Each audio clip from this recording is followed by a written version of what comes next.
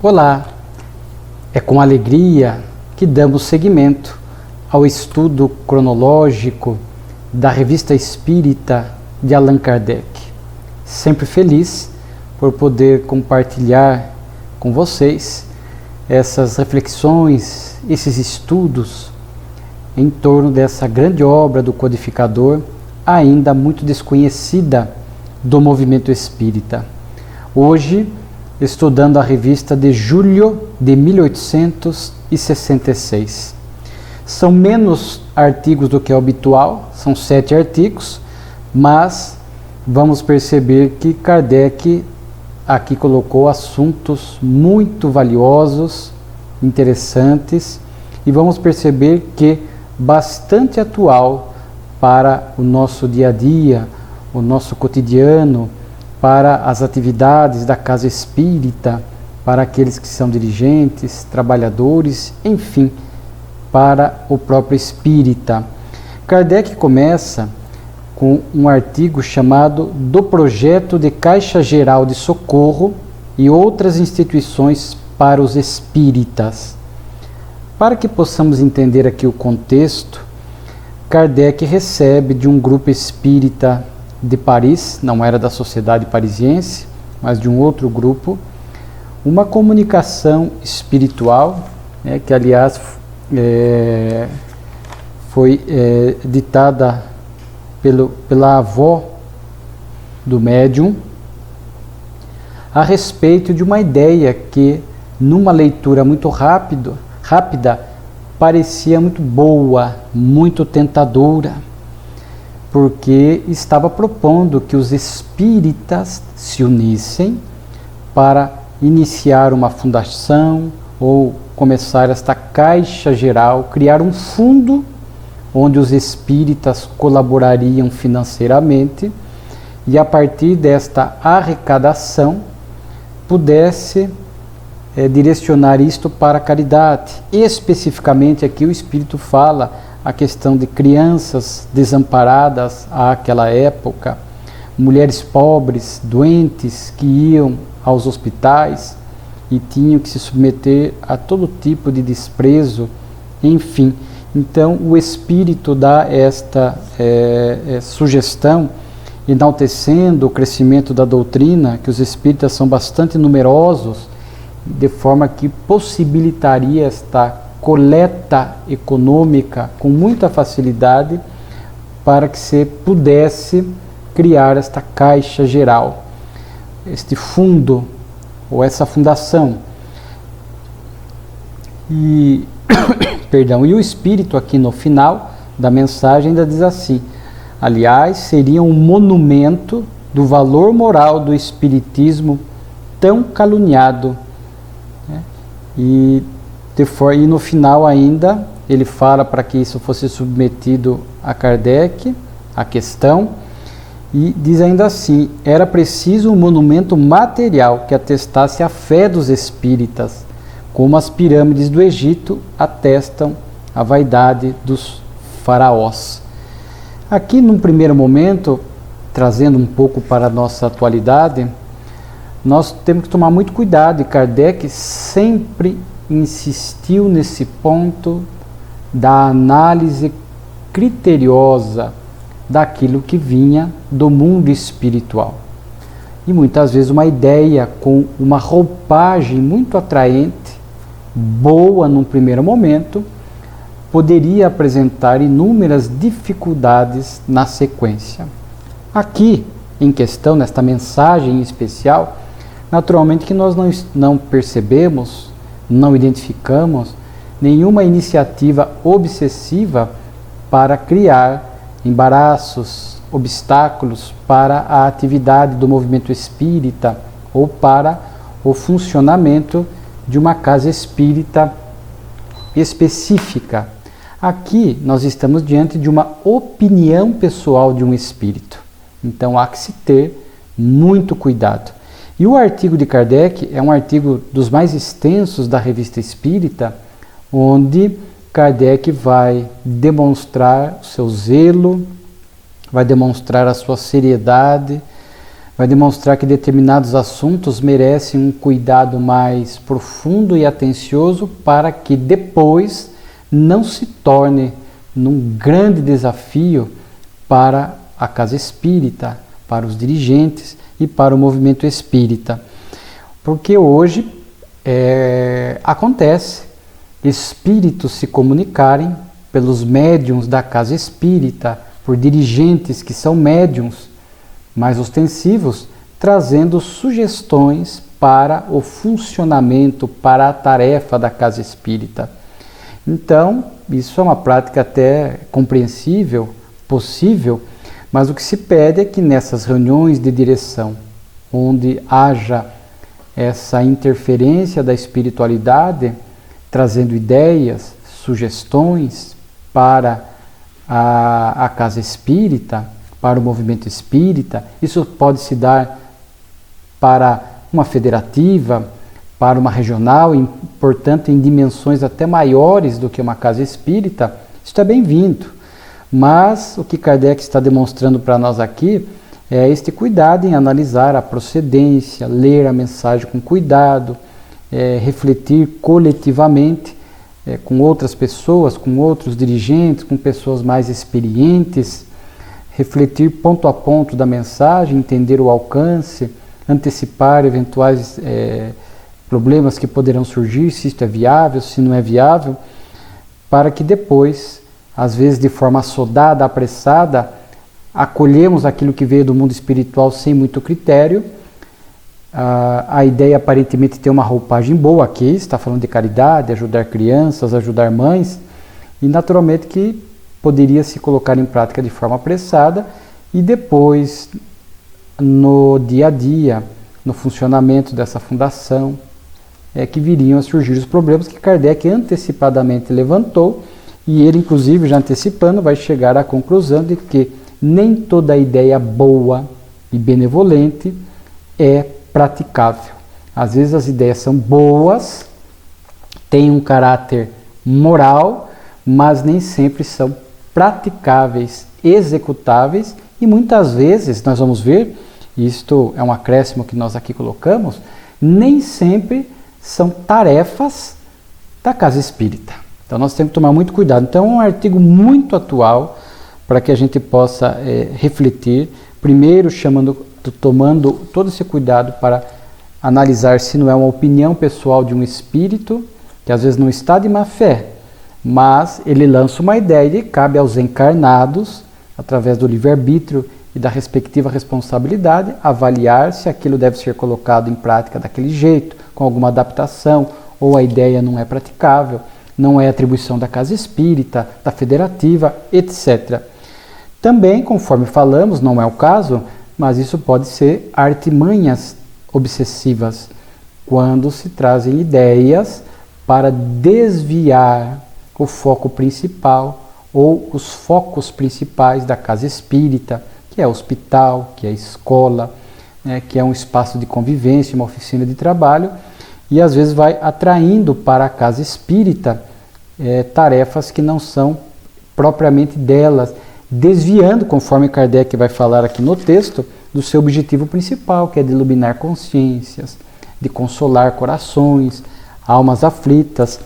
E aqui a gente percebe, até através de algumas expressões utilizadas pelo Espírito, que o Espírito tinha um pouco de orgulho. Ele cita aqui, para as pirâmides do Egito, que o Espiritismo precisava desse grande monumento de valor moral. Então percebe-se aqui que o Espírito demonstrava este ímpeto, este impulso ainda de orgulho, talvez querendo ver o Espiritismo crescer nesse aspecto com uma obra social de grande porte que revelasse a sua grandeza. E Kardec vai demonstrar que, principalmente naquele primeiro momento do Espiritismo, as bases sendo lançadas, as casas espíritas surgindo, eram reuniões familiares, núcleos espíritas pequenos, não com a dimensão e com o porte e com a complexidade dos dias atuais. Isso seria, e Kardec percebe isso, seria um desvio de finalidade naquele primeiro momento das instituições espíritas, muito grave e que poderia comprometer. Kardec, é claro, vai levantar vários pontos dentro da sua pedagogia, da sua experiência, do seu zelo, conforme nós sempre destacamos, e ele vai trazer vários pontos aqui interessantes, né, a respeito desta ideia. Assim a gente percebe que como Kardec vai logicamente mostrando que a ideia é boa, mas não é praticável. Porque às vezes na casa espírita surge uma boa ideia e muitas vezes não se recomenda uma negativa pura e simples, porque às vezes um simples não sem explicação pode fomentar melindres e divisões. Então os dirigentes da casa espírita, naturalmente acessíveis a receber ideias, não só dos espíritos, como vimos aqui, mas ideias dos frequentadores, que às vezes não conhecem muito a fundo a doutrina, chegaram, estão entusiasmados, e começam a trazer ideias, aparentemente boas do ponto de vista moral, mas nem sempre praticáveis ou adequadas do ponto de vista doutrinário.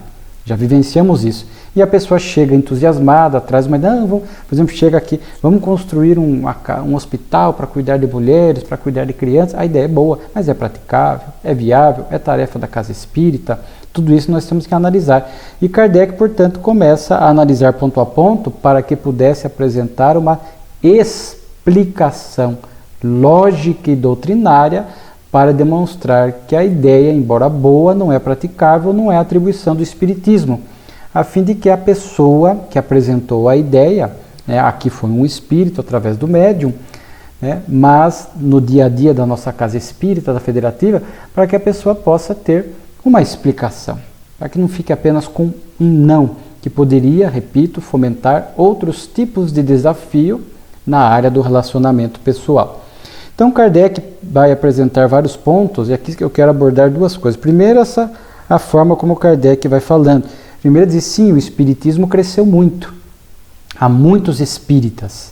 A ideia espírita cresceu, porque um dos pontos do espírito é falar que o espiritismo cresceu muito, de forma que é possível criar este fundo. Isso é um dos tópicos trazido pelo espírito. E aí Kardec vai demonstrar que a ideia é parcialmente verdadeira dentro das características para se iniciar um fundo ou uma caixa. Diz assim, mas primeira dificuldade que Kardec traz, os espíritas estão dispersos. Cresceu-se, há espíritos na França, na Europa, nos demais continentes. Vemos aqui pela Revista Espírita cartas que chegavam de inúmeras localidades.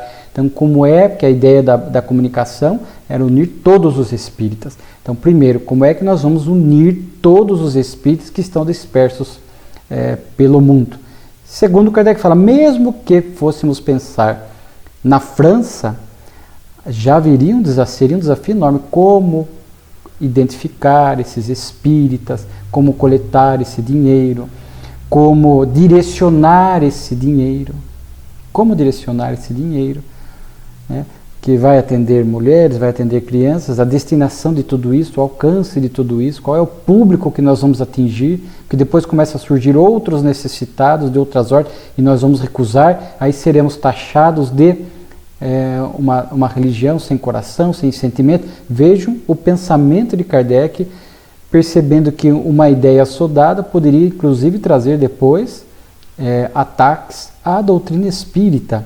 Segundo ponto que Kardec traz, por isso que o artigo é longo, ele vai estudar aqui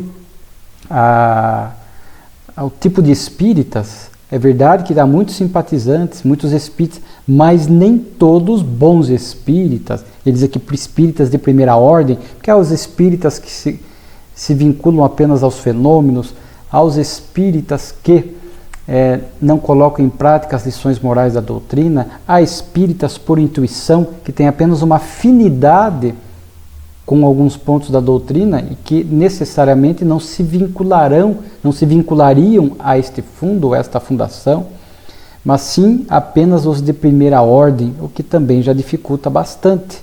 Então veja, e aí Kardec vai desenvolvendo aqui a ideia, falando que o papel da doutrina espírita é justamente isso, né?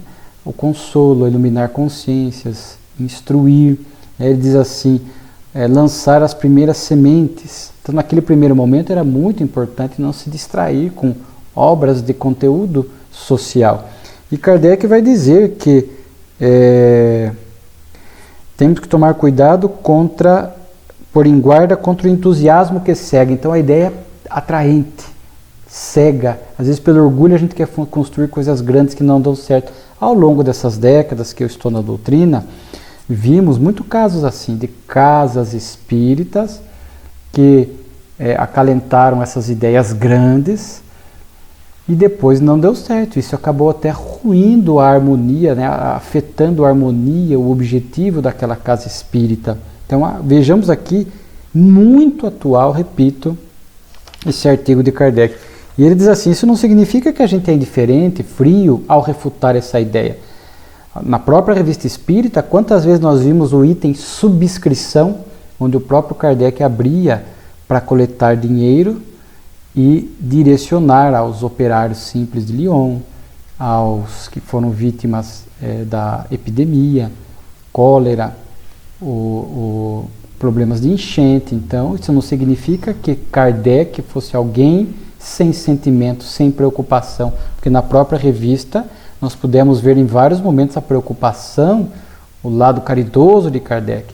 Mas, cuidado, repito, com a ideia que cega. Essa foi a preocupação de Kardec. Então, Kardec faz o estudo dessa dispersão dos espíritas, faz o estudo desses espíritas, tipos de espíritas que nem todos abrangeriam, iriam aderir a esse tipo de fundo, e mesmo que aderisse, teríamos dificuldade, conforme falamos e ele diz assim, para atingir a finalidade da comunicação espiritual, cuidar de crianças e mulheres, não bastaria pouco dinheiro, teria que ser muito, milhões de francos, diz Kardec, o que não seria tão simples de coletar. E ele, em vários momentos aqui, ele vai repetir que o grande foco da doutrina é consolo, é instrução, né? Isso era muito importante. Outro ponto que Kardec vai além, ele coloca a manutenção dessa atividade. Ok, a ideia é boa, vamos começar de forma meia soldada, sem todas as coisas, comece. Depois, como é que nós vamos manter isso? Porque não adianta uma obra começar para logo depois fechar. Ou ter problemas de manutenção que vão afetar a harmonia, o equilíbrio da casa espírita, a relação dos espíritas. Já vi muitos problemas dessa ordem, casa espírita que quer começar uma obra social e já começa a divergência ali, porque um quer cuidar de idoso, outro quer cuidar de criança, o outro quer cuidar de adolescente. A ideia já nasce dividida e desarmonizando a casa espírita e afetando a sua finalidade precípua de instruir e consolar. O que não significa, vamos ver, que a casa espírita não possa ter uma obra social, desde que muito bem manejada, muito bem cuidada. Há muitas casas que há anos, décadas têm e funciona. Mas, principalmente nos últimos anos, muitas coisas mudaram em termos de legislação e há que se ter muito cuidado, né? De forma... E outro ponto que Kardec põe aqui, o artigo é longo, vale a pena a leitura ou estudo. Nós estamos trazendo aqui alguns pontos apenas. Kardec diz assim, nem todo bom soldado é necessariamente um bom general, porque às vezes os espíritas, imbuídos de boa intenção, vão se imiscuir em obras que ele não tem aptidão, não tem qualificação. Vamos cuidar de idosos. Conhece a legislação, conhece tudo que é necessário, aí começa e depois vai ter dificuldade com a lei, com os atos normativos, com a prefeitura. Há que se conhecer a fundo aquela área que se pretende trabalhar. Então aqui Kardec está falando isso, nem todos os espíritas, nem todo bom soldado é necessariamente um bom general. O espírita, por mais bem intencionado e de bom coração que seja, ele não está qualificado para gerir, para administrar qualquer tipo de obra social. Kardec fala que a ideia das sociedades que se formam para socorrer determinadas categorias ou classes de sofredores é bem-vindo, que muitas empresas fazem isso, etc., e que os espíritas individualmente podem aderir a estes. E hoje a gente vê há muitas entidades sem fins lucrativos, entidades que cuidam de parte social, ONGs que surgem, o espírita individualmente pode ser voluntário, pode participar da diretoria, pode aderir a estas ONGs que surgem e ali colaborar economicamente, colaborar com a mão, na massa, trabalhar efetivamente em prol dos sofredores, dos filhos do Calvário. Claro que pode Kardec fazer essa observação, mas ele vai aqui em muitos pontos tocar da importância da consolação, do encorajamento, né? Vai tocar nesse ponto do papel principal da doutrina espírita. Daí, para não tomarmos muito tempo neste artigo, que ele é muito, repito, muito atual, repito, não é proibido uma casa espírita ter uma obra social, mas há que se ter muito cuidado. Eu trabalho na área da infância e da juventude e vimos que ao longo dos anos os atos normativos, os repasses de verbas federais e estaduais para o município mudaram bastante, de forma que os municípios têm conseguido dar conta de alguma dessas tarefas, ou têm terceirizado, é claro, mas há que se ter muito cuidado. Pode ser uma ONG, não precisa ser necessariamente a casa espírita cuidando disso. E às vezes ocorre o inverso, a casa espírita, nós vamos cuidar de idoso. Será que o município está precisando? Porque às vezes a gente quer criar uma tarefa que não é a carência do bairro, do local, da cidade onde nós moramos. De repente, a primeira coisa que tem que pensar, mas qual é a maior carência? Podemos formar parcerias? Vai dar certo? Não vai afetar a tarefa da casa espírita? Temos condições, temos qualificações, então muitas coisas têm que ser pensadas. E ao longo dessas décadas vimos os dois tipos de situações. Casas espíritas que com muito zelo, com muito cuidado, com muita seriedade, conseguem manter uma obra social e também manter a casa espírita. Mas vimos também muitas casas espíritas que desequilibraram-se, perturbaram-se ao começar a cuidar de uma obra social. E aí, por vários motivos. Então, há que se ter muito cuidado. Hoje em dia, na atualidade, as pessoas perguntam, hoje, começar uma obra social numa casa espírita, eu não diria que é proibido, que é impossível, que não se deve, mas eu diria que há que se ter cuidados, zelo redobrado, para que não possamos comprometer a finalidade principal da casa espírita, né? E para que possamos não só começar, mas para que possamos manter e para que possamos ter qualificação para cuidar da tarefa. Vimos ao longo do tempo muitas entidades federativas, casas espíritas, agora por conta dessas mudanças de legislação e dificuldades adicionais, digamos assim, abrir mão das obras sociais, entregando para outros grupos, entregando para a própria prefeitura, para o Estado, que tem o objetivo principal de cuidar dessas tarefas, e passaram a cuidar da finalidade principal da casa espírita ou da doutrina espírita, e o trabalho em termos de qualidade doutrinária melhorou muito, porque uma obra social, quando não vai bem, falta voluntário, falta dinheiro, as dificuldades inerentes à própria tarefa, isso repercute na casa espírita, desarmoniza, desequilibra, muda o foco. É muito difícil, não é impossível, mas é um desafio enorme manter atrelada a casa espírita a uma obra social e manter ambas as tarefas em condições de equilíbrio, de seriedade, sem que uma afete a outra. Então, o que eu digo para aqueles que querem, muito cuidado, muito diálogo, e só comecem a tarefa quando tenham plena convicção de que aquilo não vai afetar a finalidade principal da doutrina, que vão dar conta, que não vai desarmonizar o clima espiritual da casa, o relacionamento dos trabalhadores. Na dúvida, é melhor não começar e cuidar das tarefas espíritas genuínas, estudo, evangelização, mocidade, evangelho e passe, atendimento fraterno, as reuniões mediúnicas, que são as tarefas principais da casa espírita. Então é um artigo muito interessante, muito útil, e Kardec aqui insere várias advertências muito atuais para... É um artigo assim que, se a casa espírita pensa em criar uma obra social atrelada a ela, este artigo de Kardec é muito interessante para que se possa tomar uma decisão com mais cuidado. Estatística da loucura.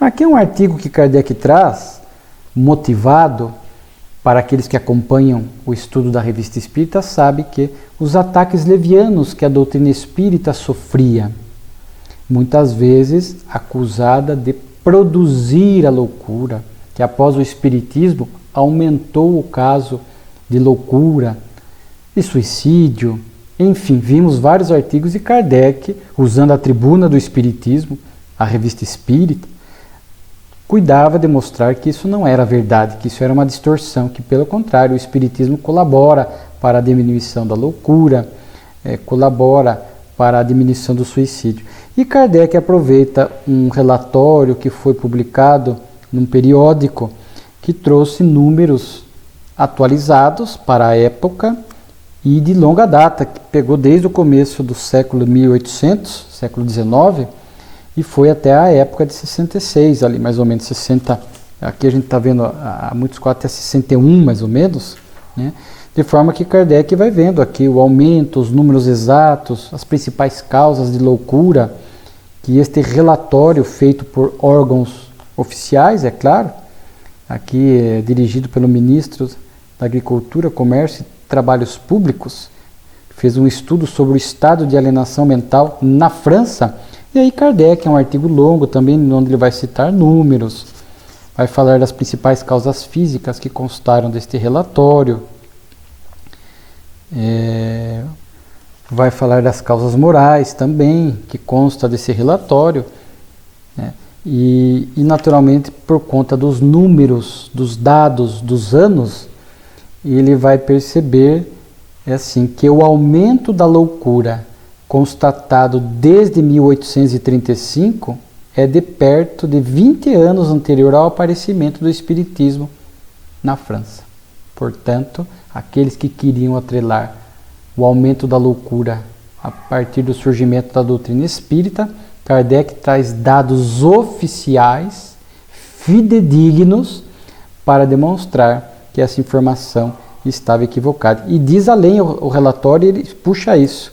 E a diminuição da loucura foi a mais forte de 1856 a 1861, precisamente no período em que o Espiritismo tomava o seu desenvolvimento. Ora, era preciso também, por esta época, publicavam-se brochuras de jornais, se apressavam em repetir que as casas de alienados estavam cheias de loucos espíritas. Quer dizer, houve uma diminuição a partir do período referido, que foi o momento em que surgiu a doutrina espírita. O relatório é profundo, porque traz questões da idiotia, a cretinice, que é um termo que se usava na época, epilepsia e tudo mais. Então, a grande preocupação de Kardec era, através de dados oficiais, demonstrar a incorreção da afirmação de que o espiritismo produzia, causava loucura. Hoje, fazendo uma análise hoje, a partir dos estudos, Kardec fez aqui na Revista Espírita, já vimos vários casos de loucura obsessional, que ele chamava, produzida pela obsessão.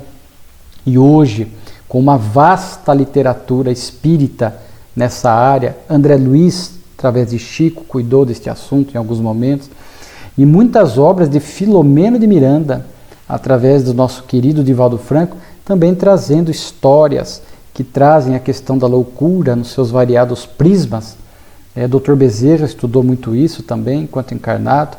Tivemos vários espíritas da área médica que fizeram estudos nessa área, né? Inácio Ferreira, sanatório espírita, enfim, e nós podemos ver o quanto a doutrina espírita vem colaborando para a diminuição da loucura.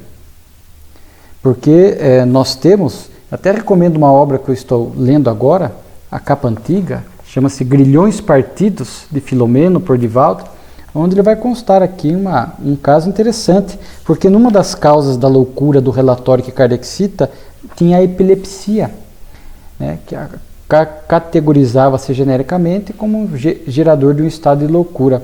Então, ao longo dessas décadas anteriores, realmente quantas pessoas foram rotuladas de loucas, quando na realidade eram processos obsessivos.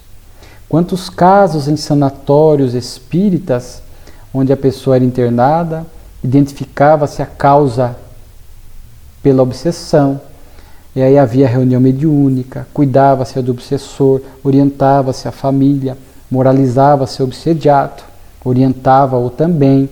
Claro que junto com isso, o tratamento médico, o medicamento, e junto o tratamento espiritual. Já dissemos outras vezes, a doutrina espírita nunca vai ser contra o tratamento médico e a medicação quando necessárias, mas adiciona o tratamento espiritual, o evangelho, a água fluidificada, o passe, né? A reunião mediúnica em se tratando de loucura causada pela obsessão. E aqui nesta obra Grilhões Partidos, especificamente aqui no capítulo 11, Filomeno, dialogando com Bezerra no mundo espiritual, transcrevendo aqui neste capítulo em especial, fazendo um grande estudo da epilepsia, porque a convulsão muitas vezes é causada pela obsessão. Existe a epilepsia clássica, e aqui a gente acresce a loucura clássica também, que é causada por um trauma, uma causa eminentemente física, e a pessoa tem a loucura, tem a epilepsia e outros problemas de ordem mental. E tem a causa física, biológica, é claro. Muitas vezes aqui é citado no relatório a idiotia, o cretino, processos expiatórios, que a doutrina muito bem estuda. O indivíduo já nasce de forma congênita com essas lesões na área cerebral, em outras áreas, gerando este estado de alteração da consciência, a pessoa fica alheia à realidade, produzindo esses estados patológicos como causa física. E ali muitas vezes a questão expiatória que a doutrina espírita estuda. Existe a causada pela obsessão, aqui a obra estuda. Quando o espírito traz este débito do passado, vítimas do passado que hoje encontram o algoz, começam a obsediá-lo. E a hora que inicia a obsessão, a vida da pessoa que ia tranquila de uma hora para outra, a crise, as convulsões, as alterações comportamentais, mentais, gerando para a medicina convencional e materialista, muitas vezes, a ideia de que é uma loucura, uma epilepsia, etc., causada por um fator que não a influência espiritual, dificultando o diagnóstico, a cura, etc. Então existem aquelas causadas pela obsessão. Bezerra inclusive orienta Filomeno falando que nesses casos, quando a obsessão, normalmente a pessoa na crise convulsiva, o espírito obsessor aproveita o momento de crise e fala frases, palavras às vezes desconexas, mas de perseguição, de ódio, de rancor. E existe o que Filomeno fala que é a mais comum, a mista, né, que tem o fator ali biofísico em conjunto com o fator espiritual, porque o físico já é a marca física que a pessoa traz, já tem causas do passado, causas expiatórias, muitas vezes que se soma à obsessão. Então o Filomeno faz o estudo, então a gente percebe o quanto a doutrina espírita veio facilitar. Quantas pessoas internadas como loucas que eram processos obsessivos. Quantos casos curados a partir da doutrina espírita pela reunião mediúnica, pela devida orientação, cessava a influência obsessiva e a pessoa apresentava rapidamente uma melhora no seu quadro mental, no seu quadro de vida. Aqui no caso, eu ainda estou na metade da obra, mas a moça de 15 anos, a Esther, se não me falha a memória, na obra, a personagem principal, 15 anos de idade, aniversário, tudo muito bem, de uma para outra hora, repentinamente, a crise obsessiva, a epiléptica, a internação numa casa de alienados, e ela ficaria ali um bom tempo até que se descobrisse o fator obsessivo e fosse iniciado todo o tratamento que a doutrina espírita propõe, produzindo melhoras significativas ou curas integrais nesses casos. Então a doutrina espírita vem ajudar muito e vem ajudando muito, não só nessa loucura clássica, mas na loucura mais simples que decorre quando a pessoa perde a serenidade, perde o equilíbrio, vai entrando em processo de perturbação emocional, que poderá, se não cuidado, redundar numa loucura mais grave, mais adiante, que a pessoa passa por um sofrimento, passa por um revés, não entende as situações da vida, e a doutrina espírita lhe apresenta essas explicações, essas causas, para entender a vida.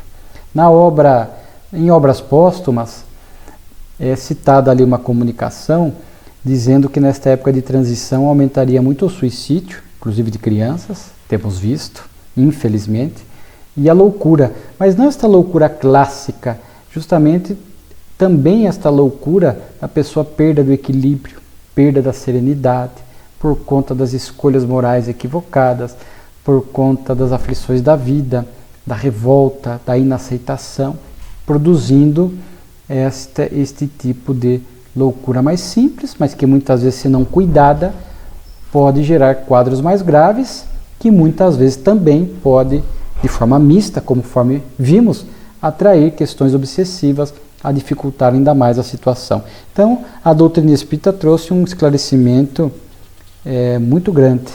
E na revista espírita vimos vários casos, onde é tido como loucura, um grupo espírita toma conhecimento, passa a ajudar, o obsessor é evocado, é orientado, é acolhido, é amparado, e de imediato o obsediado ou a obsediada passa a experimentar já melhoras nesses aspectos cognitivos, emocionais, psíquicos e comportamentais. Então, sem dúvida alguma, este texto de Kardec nos remete a essas questões de atualidade para que possamos entender. E também em termos de legislação, muita mudança houve. Hoje, em termos de internação, de colocar a pessoa em hospitais, casos mais graves, onde a pessoa está colocando em risco a própria vida, houve uma melhora, houve uma humanização e uma melhora no tratamento das pessoas que eram tidas ou classificadas como loucas, né? Então, um artigo também, repito, bastante atual. O próximo artigo, Morte de Joseph Méry, né? Que foi escritor, jornalista, poeta e romancista francês. Kardec noticia a sua desencarnação, e até aproveitando o artigo 1º, os tipos de espíritas que nós citamos, ele era, diz Kardec, um espírita de intuição, porque ele, sem ser espírita, ele publicamente sabia-se que ele acreditava na imortalidade da alma, no mundo espiritual que nos rodeia e na pluralidade das existências. Então Kardec, por conta disso, aproveita para registrar a morte desse poeta, escritor francês, e aproveita para desenvolver um assunto em torno da reencarnação muito útil, porque o senhor Méry, ele lembrava de muitas vidas, lembrava de ter vivido em Roma, na Alemanha, na Índia, e ele trazia uma memória tão viva que ele, ao resgatar estas lembranças, colocava em suas obras, e as pessoas, sem saber, diziam que ele conseguia descrever com riqueza de detalhes e com fidelidade os lugares, os ambientes, os hábitos daquelas localidades e de épocas recuadas. E ele obtinha isso por conta dessas lembranças. Os seus amigos literatos, que o respeitavam muito pelo seu caráter, pela tarefa, alguns pensavam que era efeito da imaginação, mas jamais disseram que era loucura, como se podia por conta do próprio caráter e respeitabilidade do Sr. Méry. De forma que, ainda hoje, temos crianças que lembram de vidas passadas, descrevem adultos. Pitágoras lembrava, por exemplo. Por que há esta lembrança? Justamente para fomentar a ideia das múltiplas vidas e para que isso gere uma comprovação. Isso são embasamentos, dados, que muitos estudaram, né? Essa questão da reencarnação, dessas lembranças, são embasamentos científicos para se comprovar a questão da reencarnação. Porque uma criança de 2, 3 anos que começa a falar e cita nomes, localidades, traz detalhes específicos, né? Como é que isso pode ser produto da imaginação? Ian Stevenson estudou muito isto, Dr. Ramachandran e tantos outros, né? Hernani Guimarães aqui no Brasil, e aqui o poeta francês tinha esta lembrança também, que de alguma forma ajudava na elaboração de suas obras, né? E Kardec aí fala que é interessante isso, há muitas pessoas não espíritas, mas que acreditam na reencarnação. Aqui no Brasil, nós até buscamos essa estatística na internet, pelo Programa de Saúde, Espiritualidade e Religiosidade da USP, no 11º Congresso de Medicina e Espiritualidade, foi divulgado um estudo de que 50% dos brasileiros admitem a reencarnação. Num país onde, pelo senso religioso, a maioria são católicos e evangélicos, há uma predominância grande, que são religiões não reencarnacionistas. Então, a ideia das múltiplas vidas, por expressar a justiça divina, e muitos trazem essas ideias inatas do passado, acaba gerando esta ideia. Já vi, inclusive, estatísticas que são até mais ousadas, dizendo que até 70% dos brasileiros admitem a reencarnação, embora não sejam propriamente espíritas. Alguns vão até a casa, frequentam o seu templo religioso e vão à casa espírita, ouvir a preleção, escutam palestras, gostam, compram obras espíritas, porque se sentem atraídos pelas ideias. É o que Kardec chamou de espíritas por intuição. Tem essa afinidade com alguns pontos da doutrina, e aqui em especial a reencarnação. E o Kardec fala, embora as pessoas que acreditam na reencarnação sem estudá-la, não sabem, mas não param para pensar. Mas Kardec aqui analisa até as consequências de se crer na reencarnação. As pessoas não param para pensar nisso, mas a pessoa admite a reencarnação. Se ela admite, eu vou até ler aqui textualmente, se admitir que já se viveu uma vez, pode-se, deve-se mesmo ter vivido várias vezes. E pode-se reviver depois desta existência. Se se revive várias vezes, não pode ser com o mesmo corpo. Assim, há em nós um princípio inteligente, independente da matéria e que conserva a sua individualidade. Desde que pode conservar a intuição do seu passado, não pode perder-se no infinito após a morte, como se crê vulgarmente. Deve, no intervalo de suas existências corporais, ficar no meio humanitário.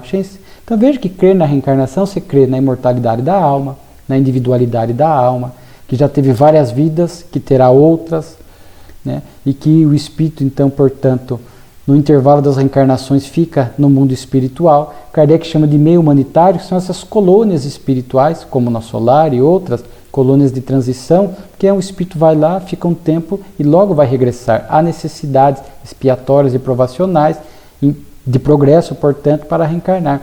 Então fica em colônias onde ali se percebe construções sociais, até porque aqui a Terra é uma pálida cópia de lá. Então, para que o espírito não vá num lugar muito diferente da Terra e depois tenha dificuldade de adaptação a reencarnar, fica em regiões do mundo espirituais com essas características, para que logo mais ao voltar facilite a sua adaptação. Diferente de espíritos muito evoluídos, almas missionárias que reencarnam, demoram para reencarnar, há almas que reencarnam a cada 3 séculos, 5 séculos, muitas, chega a se dizer 8 séculos. Então essas almas vão a regiões espirituais que nós não temos nem condição de descrever, mas possuem um espírito superior, missionário, adapta-se mais facilmente quando necessita reencarnar.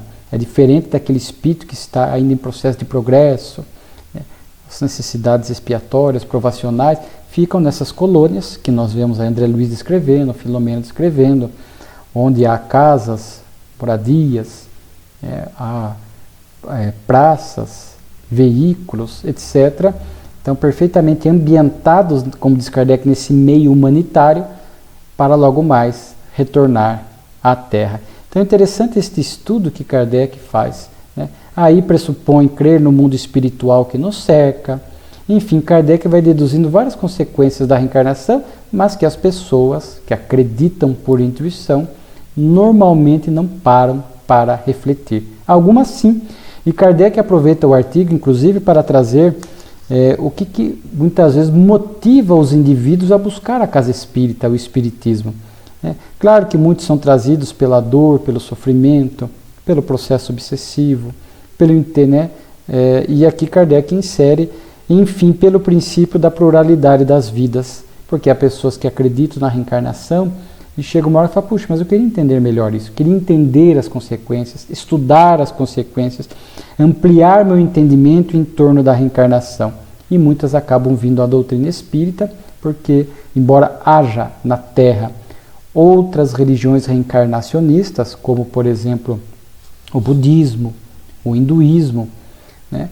Mas quem faz um estudo muito profundo, inclusive a partir da revelação dos espíritos, pela mediunidade, sem dúvida alguma, é a doutrina espírita.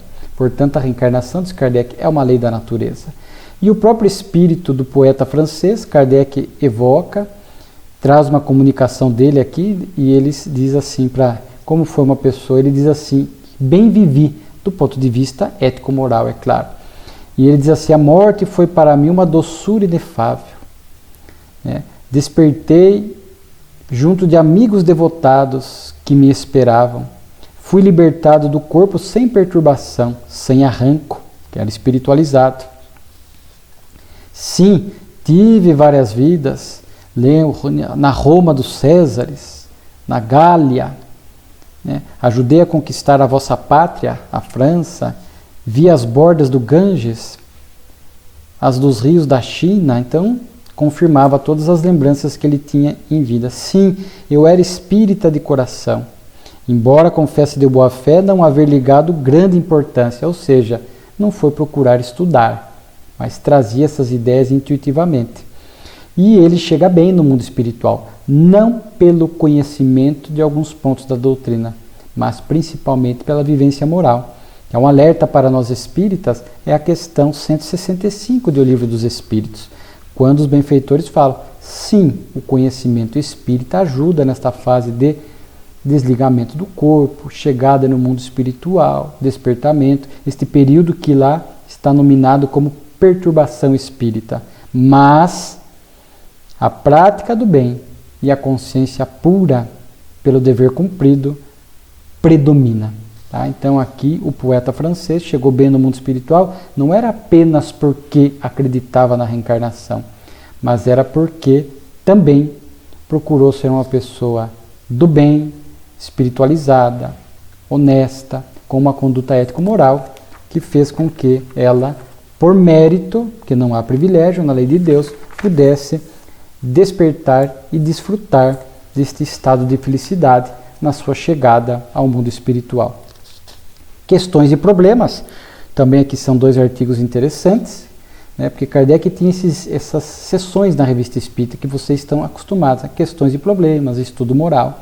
E aqui Kardec se debate sobre a seguinte questão: por que os espíritos evocados por um sentimento de afeição muitas vezes se recusam a dar provas certas de sua identidade? Isso nos remete à questão de familiares que buscam as comunicações de entes queridos. E aqui a pergunta é assim: por que nem sempre os espíritos, nas comunicações que dão a esses parentes, que vão buscar o que é lícito, vão buscar essas comunicações, por que muitas vezes eles não dão provas irrefutáveis? E é interessante que aqui Kardec cita até um caso de um médium que ele conhecia, que era muito bom, de primeira ordem, diz Kardec, que conseguia se relacionar com espíritos de todas as ordens e trazer boas comunicações, precisas e pontuais. E certa feita um pai de família o procurou, havia, entre aspas, perdido vários filhos, e ele foi lá buscar a comunicação e obtém a comunicação de uma menina, de uma de suas filhas desencarnadas. E a comunicação, através deste bom médium, refletia o caráter da menina, etc. Só que o pai não se dava por contente porque ele queria que a menina chamava ele de pai na comunicação. E havia um apelido que ela usava para se referir ao pai, que não era de língua francesa, tinha uma grafia estrangeira. E o pai queria que o médium usasse este apelido na comunicação, sem dizer a ele qual era. E o médium não conseguia. Porque daí sim, o guia do médium vai dar uma explicação ao pai. Kardec coloca aqui que a mediunidade é uma faculdade cujas nuances variam ao infinito. E os médiuns que de ordinário tratam de assuntos filosóficos só obtêm raramente e sempre espontaneamente essas particularidades que fazem reconhecer a personalidade do espírito de maneira evidente. Ou seja, depende do tipo de mediunidade que o médium tem. Que nem todos os médiuns conseguem registrar tudo. Há comunicações de entes queridos que são mais genéricas. O médium consegue captar, às vezes, uma ideia geral, reproduz com a sua forma de se expressar, e ali os familiares conseguem identificar o pensamento do ente querido. Só que para trazer coisas mais pontuais, específicas, datas, nomes, nomes próprios, nomes de localidades, etc., inclusive referências de outras línguas, é preciso uma aptidão do médium. É preciso ter uma mediunidade com essa nuance. Como diz aqui, a mediunidade vale. Se a gente pegarmos comunicações de entes queridos, nós podemos confrontar várias comunicações e muitas diferenciam-se uma da outra com mais riqueza de detalhes, com menos riqueza de detalhes, citando nomes e datas, não citando nomes e datas.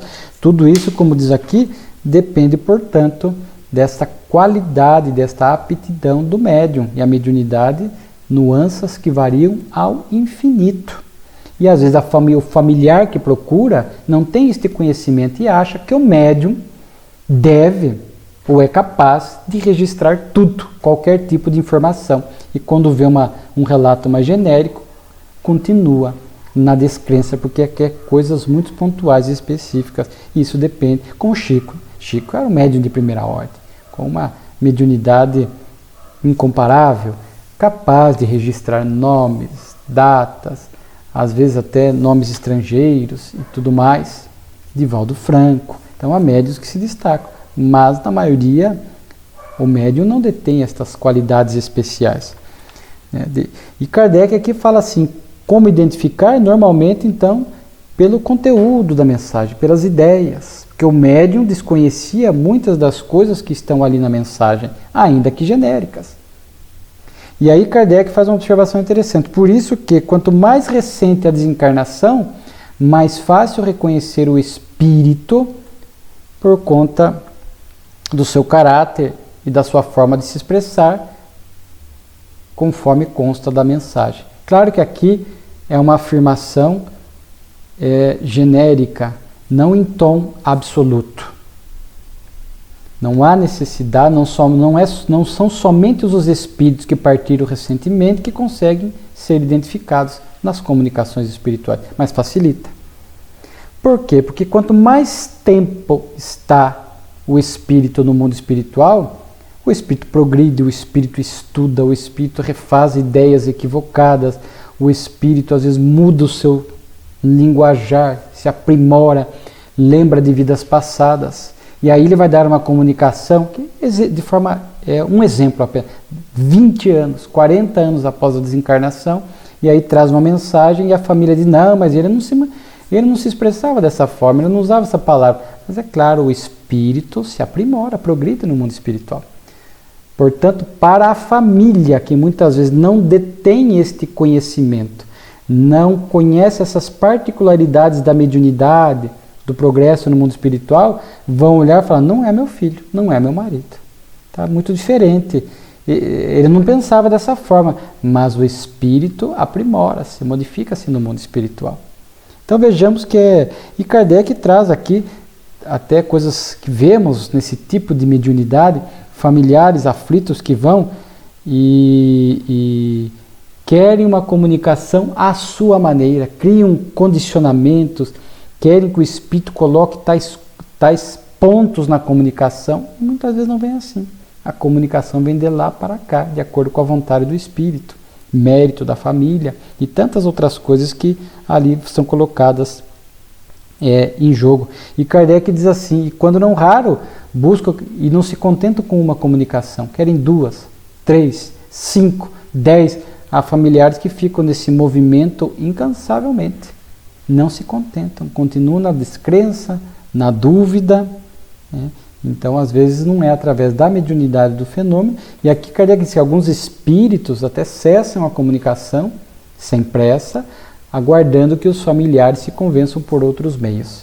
Aliás, estatisticamente, nós sabemos que é a minoria que obtém uma comunicação.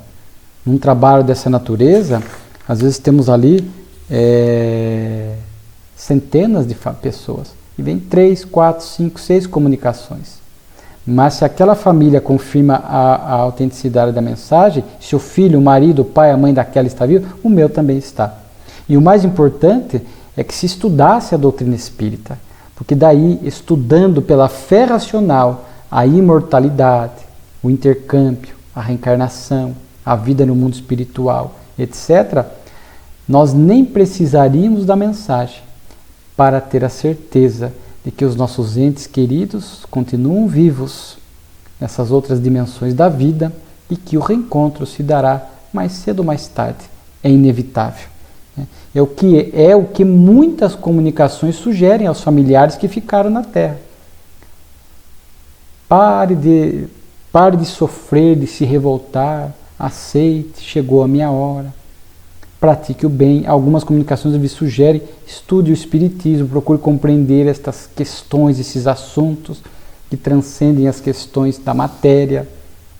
Mas muitos familiares não se contentam, continuam na incredulidade e voltam aos velhos hábitos, muitas vezes de revolta e de inaceitação e de um luto permanente, afetando a própria existência. Porque o luto faz parte da vida, o chorar de saudade, a lembrança, a emoção é natural, porque não pode a pessoa se negar a viver ou revoltar-se diante da desencarnação. E Kardec ainda traz a questão da própria relação fluídica. O médium de comunicações de entes queridos que partiram tem um único contato com o espírito comunicante normalmente. Então há até a própria dificuldade de relações fluídicas.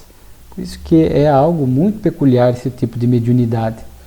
E vimos que André Luiz ficou ao lado do Chico durante 2 anos, aproximadamente, criando o que Kardec chama de relações fluídicas, aprimorando a sintonia, para que depois pudesse editar a primeira obra Nosso Lar, começar a série Nosso Lar, para que o médium pudesse captar com fidelidade e qualidade aquilo que o espírito quisesse trazer. Então, até esse desafio adicional das relações fluídicas.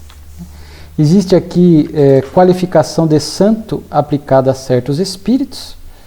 Aqui alguns espíritos que se apresentam orgulhosamente com a nomenclatura de santo, que chegou ao conhecimento de Kardec, essa referência numa comunicação, São José, santo, 3 vezes santo, e vem uma comunicação, Kardec fala, é um impostor, aí se percebe o orgulho. É diferente de Santo Agostinho, São Luís, São Tomás, onde se percebe que não há um sentimento de orgulho ao identificarem-se.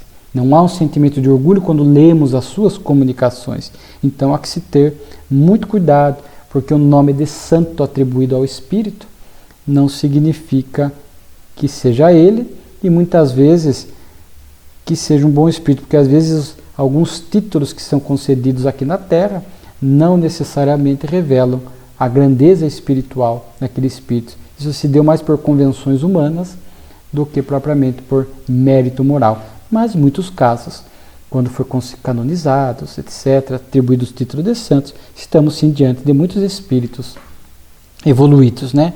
E aí Kardec chega até a citar a questão do espírito de verdade, que espírito de verdade não pertence senão a um só, e pode ser considerado um nome próprio, espírito de verdade.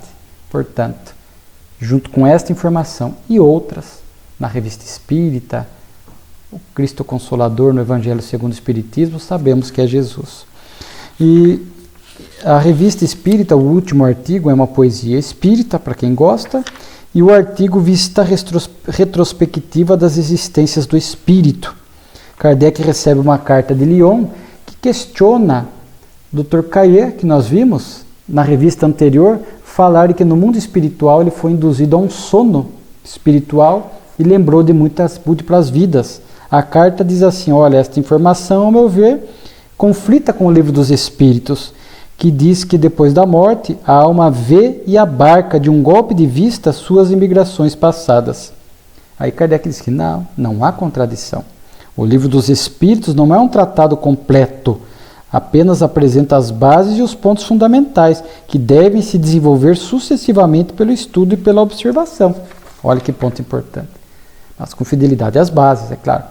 Mas o Livro dos Espíritos não diz quando nem como isto se dá. Diz que o espírito no mundo espiritual lembra das vidas passadas, mas não diz que é de imediato. Não diz como e quando isto se dá. Então não há contradição, porque há espíritos que não têm condições de acessar o seu passado. E mesmo no mundo espiritual, durante muito tempo, permanece velado para ele as reencarnações passadas. Ao passo que no Dr. Caillet, depois de um tempo no mundo espiritual, e em condições espirituais para acessar, ele é induzido a um sono magnético. e vai relembrar de muitas vidas passadas. Então não há nenhum, diz Kardec, não há nenhuma contradição com o Livro dos Espíritos, que o Livro dos Espíritos diz que ocorre a lembrança lá, mas não diz quando e como, diz aqui Kardec, né? Então, as observações ulteriores vieram desenvolver e completar os princípios, cujo germe havia lançado, e é mesmo digno de nota que até hoje elas apenas as confirmaram, sem jamais se contradizer nos pontos fundamentais. Então a própria Revista Espírita serviu para que algumas cartas, alguns espíritas trouxessem alguns questionamentos doutrinários, confrontando às vezes comunicações com questões do Livro dos Espíritos ou outros textos das obras básicas, e Kardec podia ali demonstrar que não havia contradição, que na verdade podia se conciliar ambas as coisas, mantendo-se fidelidade aos princípios, como é o caso aqui. Então é uma orientação, como Kardec se colocava ali em condições de sanar dúvidas do movimento espírita inicial, o que era natural, por ser um início. Ainda hoje temos dúvidas, questões que dirigimos aos grandes escritores, oradores espíritas, é natural, mas sempre vamos ter respostas fiéis aos princípios fundamentais da doutrina espírita, sem dúvida alguma, né? Então, mais uma revista valiosa, com muitos assuntos para a nossa instrução doutrinária e moral. Muito obrigado.